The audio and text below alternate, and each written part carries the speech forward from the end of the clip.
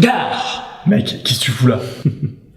Je passais dans le quartier et je me suis dit, pourquoi n'irais-je pas saluer le premier homme à avoir partagé ma vie? Mais tu te fous de moi? Mais bien sûr que tu te fous de moi, on est bien trop loin dans le sud pour que tu sois là par hasard. Ah, je savais que tu n'apprécierais pas que je passe sans crier gare, mais tu noteras que pour une fois, j'ai respecté l'étiquette et... Ouais, tais-toi avant que les voisins m'appliquent.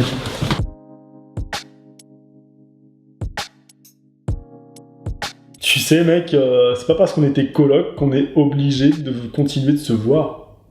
Mais avec toi, Samuel, c'est différent, car tu es le premier. Aussi, à ce titre, tu es un privilégié. Il est donc tout naturel que tu aies droit à un traitement de faveur. Tu parles d'un privilège? Quand j'ai signé le bail, je pensais me faire avoir par le proprio, pas le signer avec le diable. Je me répète, mais qu'est-ce que tu fous là? J'ai entendu ton appel, mon cher Samuel.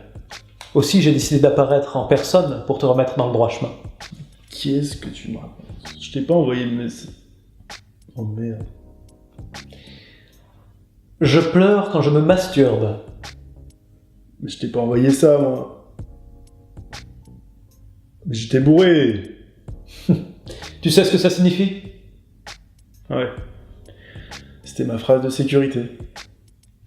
Chaque colocataire avait une phrase de sécurité. Quelque chose qu'il n'aurait pas pu dire ou écrire, même par accident. Si l'autre colocataire recevait la phrase de sécurité, ça voulait dire qu'il était en danger, avait besoin d'assistance de toute urgence, était en détresse, ou sur le point de faire une grosse connerie. Bref, c'est pour cela que je suis là pour toi, Samuel. Bah, c'est vraiment très sympa. Franchement, merci. Alors, comment s'appelait-elle déjà?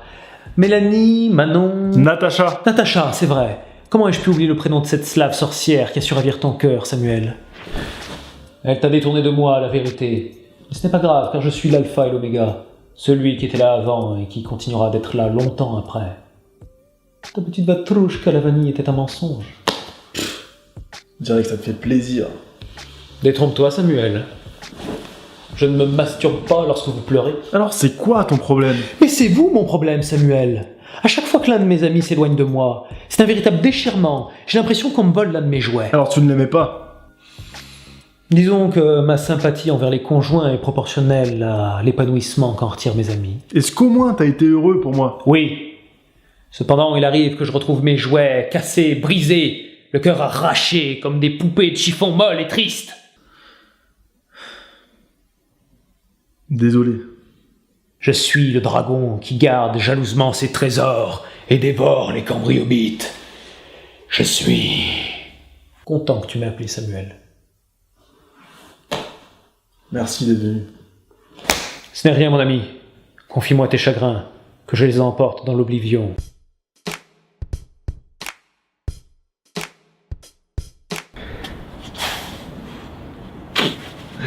Et toi? Quoi de neuf? Moi, nuageux, avec quelques morceaux de ciel bleu dans l'après-midi. Tu t'es mis à vendre de la meth? Moi qui croyais que tu vois une haine viscérale pour, je cite, ces poisons qui altèrent les capacités cognitives des individus. Et mon opinion n'a pas changé. Je pourrais traverser tout le pays pour te foutre la branlée de ta vie si tu tombais le nez là-dedans. Mais le magicien, aussi appelé... Battleur, je sais, je connais le tarot de Marseille. Mais tu tiens la carte à l'envers. À l'envers, il symbolise la paresse, les mensonges et la malice. C'est un illusionniste.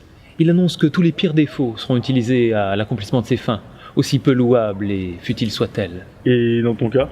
Du saccharose. Je me fais appeler Candyman. Tout n'est que mensonge et illusion. Je vends un petit peu de réconfort sucré aux personnes dans la détresse, au prix de la méthamphétamine, bien entendu. En définitive, je profite davantage de leur naïveté et de leur bêtise que de leur souffrance. La morale est sauve.